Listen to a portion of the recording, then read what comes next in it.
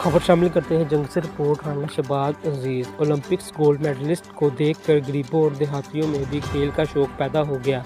हर पाकिस्तानी अपनी सलाहियतों की बुनियाद पर अपने मुल्क का नाम और अपना नाम मनवा सकता है। मोहल्ला इस्लामनगर सैटेलाइट टाउन जंग के छोटे छोटे बच्चे सख्त ज़मीन पर कबड्डी खेल रहे हैं, चोट की परवाह किए बगैर जोर आजमाई कर रहे हैं। अहले इलाका ने मोहसिन नकवी और इलाका इंतज़ामिया से ग्राउंड ना होने और बच्चों की सरपरस्ती का मुतालबा किया ताकि इन बच्चों में छुपी हुई सलाहियतों को फ़रोग़ मिल सके और ये बच्चे भी मुल्क कौम का नाम रोशन कर सकें।